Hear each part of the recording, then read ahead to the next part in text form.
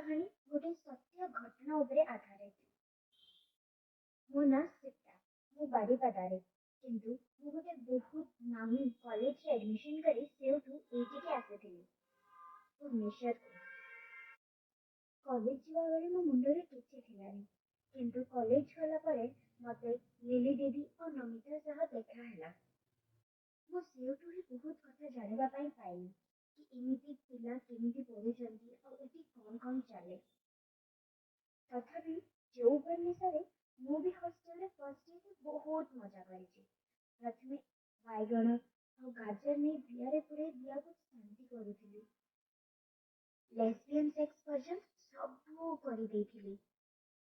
Hostel रे मो room रे आमे 3 जन रहउथिले। आउ जणे लिली दे जे हम सीनियर आउ मोर ही गोटे बैचमेट नमिता बट अलगा ब्रांच रो। आ मु ही आगुरु ही जानिथिली कि लिली दीदी गोटे बेथो कॉलेज रे सब टोका को बैंडल साइज तांको जଣା। आ लिली दीदी गोटे एक्स भोकिला बाघुनी तांको चाहणी रो आज जाई केही भी बंची नहांते। भल सुंदर पैसा वाला टोका देखिले तांको तांको बिया बदलर पैसा आने और बहुत भल मौज करे। लिली दीदी बहुत टोका चिन्हा बेले बेले से हम रूम रे भी टोका आनते। अब आमको बाहर कर दे रूम लॉक लगी जिया गोई होंदी चाहा बोली कि सी हमर सीनियर आमे भी डर जाओ कुछ नहीं कहू। बहुत कम दिन रे ही आमे सब बहुत भल से मिसे जाइतिलो। और लिली दीदी हमर सीनियर हेला परे भी सी हम संगे बहुत भल से मिसंती। और से तांको सब सेक्स स्टोरी आम सामने आसे कि गपंती। कहा टोकारे 8 इंच कहार 9 इंच और एमिति ही तो किए टोका तांको केमिति पोज से गिरिला ये सब कथा से आम सामने आसे कि कहंती। सेतेबेले मोर केही भी बॉयफ्रेंड नथिले और तांकर एपरी कथा सुनी मु बिल्कुल कंट्रोल करि पारेनी। बाथरूम जाई कि आंगुली पुराए नहले पेंसिल पुराई कि दिया शांति करे।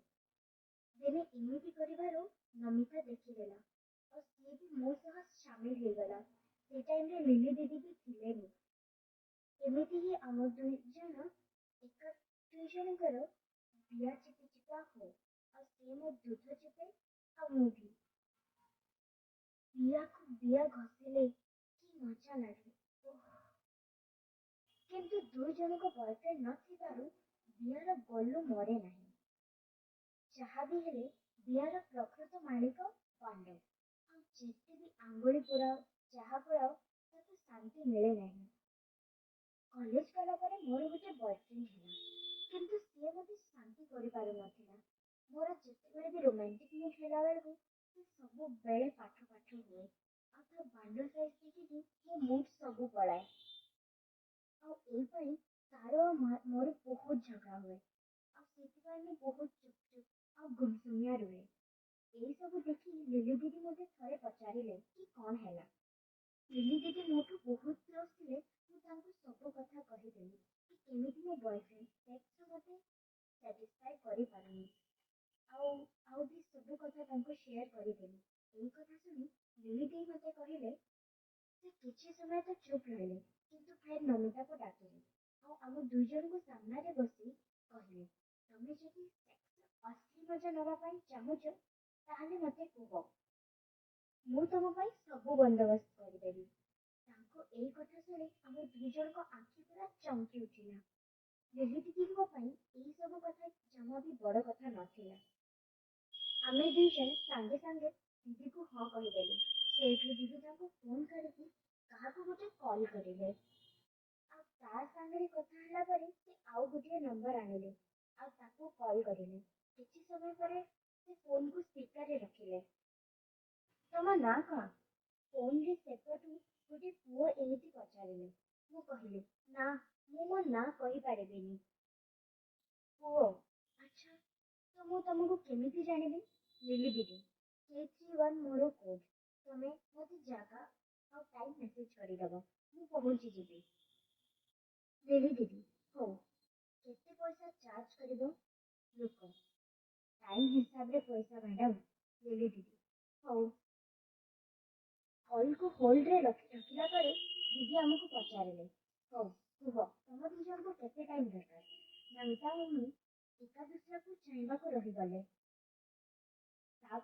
ସବୁ ଫାଇନାଲ କଲେ କି ଆମେ ପୁରା ଗୋଟେ ଦିନ ବୁକ୍ କରିବା। ଲିଲି ଦିଦି ତାପରେ ତାକୁ ପଚାରିଲା କି ଗୋଟେ ଦିନ ପାଇଁ କେତେ ପଇସା। ସେ 5,000 ଟଙ୍କା କହିଲା। ତାପରେ ଲିଲି ଦିଦି ତାକୁ ସବୁ ବୁଝେଇଲା କି କେମିତି କଣ ଆଉ ଗ୍ରୁପ ସେକ୍ସ କଥା ବି କହିଲା। ତା ପାଇଁ ଏକ୍ସଟ୍ରା 2,000 ଚାର୍ଜ। ଏଟ୍ ଲାଷ୍ଟ 7,000 ଟଙ୍କାରେ କଥା ଶେଷ ହେଲା। ଆଉ ଲାଷ୍ଟରେ ଲିଲି ଦିଦି ତାକୁ କହିଲା କି ସେ ଜାଗା ମେସେଜ କରିବ। ଏତିକି କଥା ସରିଲା ପରେ ଆମେ ଦୁଇ ଜଣ ଦିଦିକୁ ଚାହିଁକି ରହିଲୁ। ଦିଦି ଦେଖିକି ପୁରା ହସିଦେଲେ ଆଉ କହିଲେ, ଆଲୋ ଏମିତି କଣ ପାଇଁ ଚାହିଁଛୁ? ତାପରେ ଆମେ ଦୁଇ ଜଣ ଦିଦିକୁ ପଚାରିଲୁ କି ସେ ପୁଅ କିଏ। ତାପରେ ଦିଦି ଆମକୁ ସବୁ କଥା ବୁଝେଇଲା କି ପ୍ରକୃତରେ ସେ ପୁଅ ଗୋଟେ କଲ୍ ବୟ। ଏମିତି ସମସ୍ତଙ୍କର ଗୋଟେ ଗୋଷ୍ଠୀ ଅଛି।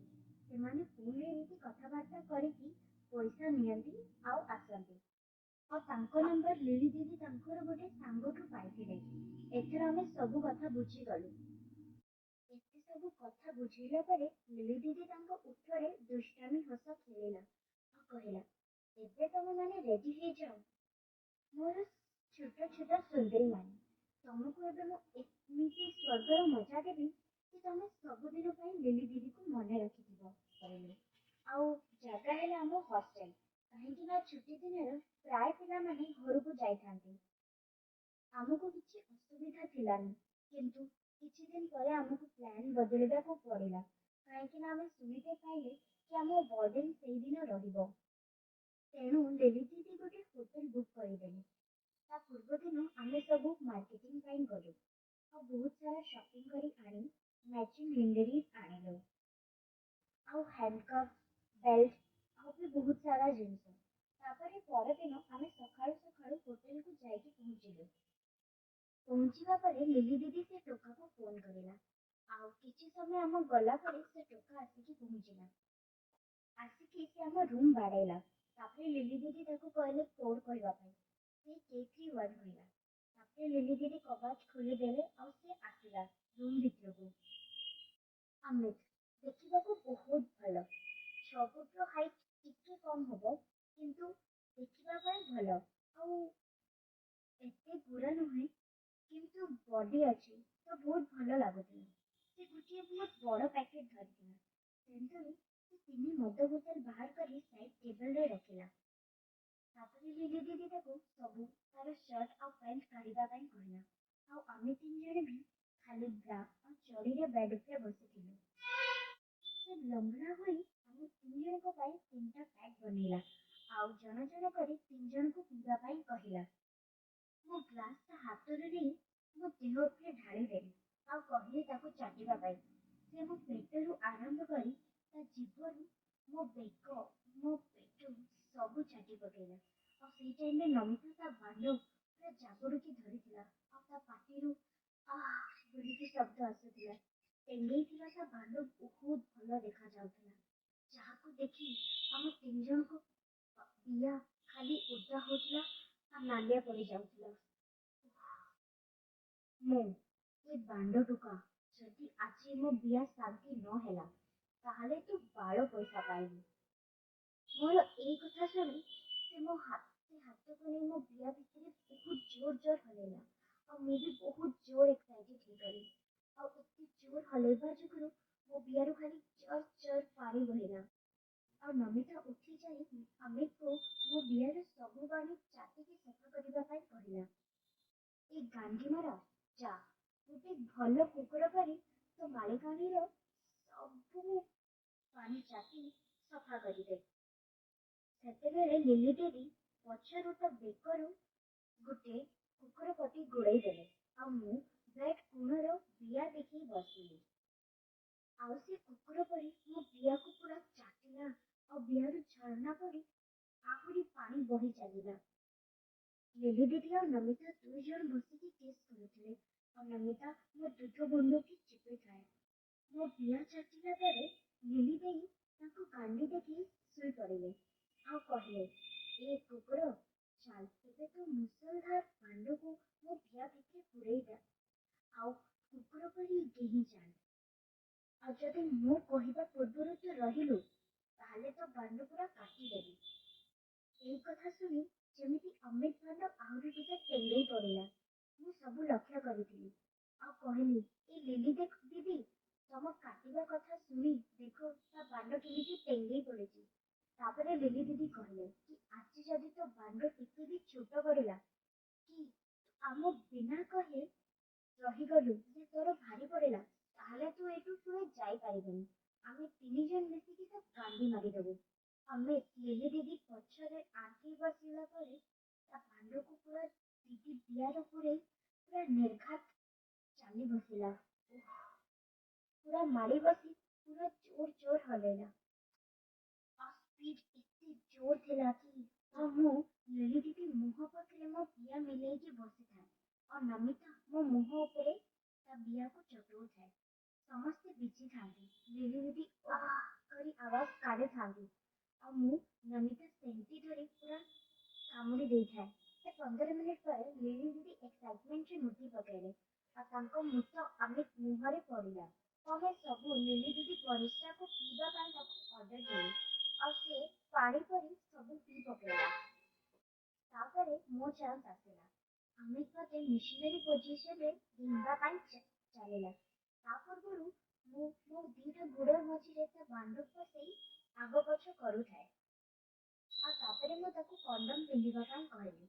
ସେତିକି ଯାଏ ଲିଲି ଦିଦି ମୋ ବିଆର ସେଣ୍ଟିକୁ ଦବଉଥାଏ ଆଉ ନମିତା ମୋ ବିଆକୁ ଚିପୁଥାଏ।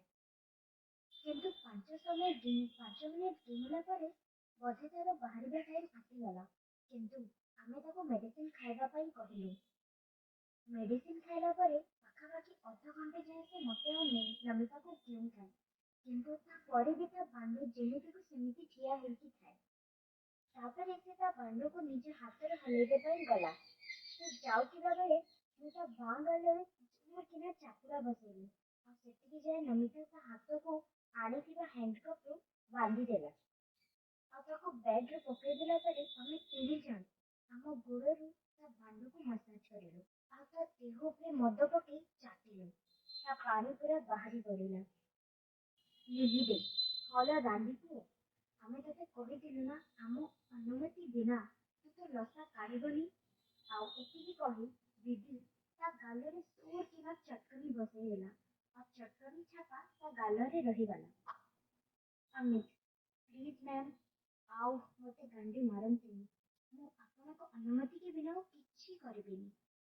ଲିଲି ଦେ ଯା କୁକୁର ପରି ଆଣ୍ଠେଇ ଯା ଆଉ ଆମ ପାଇଁ ମଦ ଆଣ। ଆଉ ଆସିଲା ବେଳକୁ ତୋ ବାଣ୍ଡ ଯେମିତି ପୁରା ଠିଆ ହେଇଥିବ। ଆମ କଥା ମାନି ସେ ଗଲା ଆଉ ଆମ ପାଇଁ ମଦ ନେଇକି ଆସିଲା।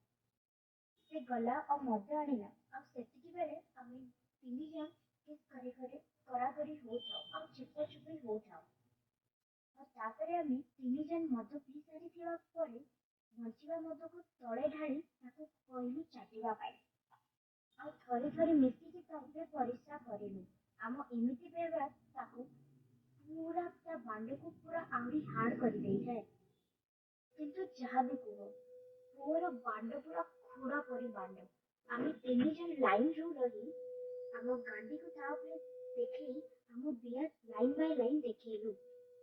ସେ ଜଣ ଜଣ କରି ସମସ୍ତଙ୍କ ଗାଣ୍ଡି ଚାଟିଲା ଆଉ ଆମ ତିନି ଜଣଙ୍କର ଗାଣ୍ଡି ମାରିଲା। ଗାଣ୍ଡିରୁ ଆରମ୍ଭ କରି ବିଆ ଯାଏ ସେ ସବୁ ଜିଭରୁ ଚାଟୁଥାଏ। କଣ କହିବି କି ମଜା।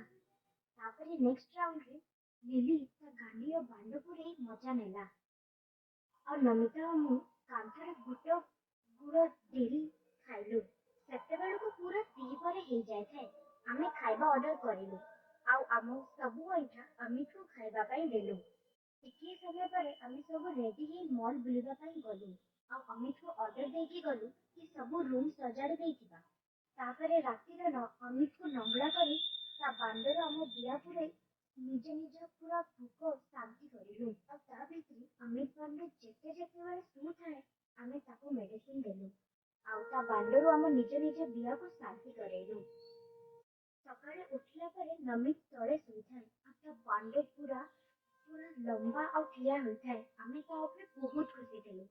ଆମେ ତାକୁ 500 ଟଙ୍କା ଏକ୍ସଟ୍ରା ଦେଲୁ ଆଉ ସେଇଠୁ ପଳେଇ ଆସିଲୁ। ଧନ୍ୟବାଦ।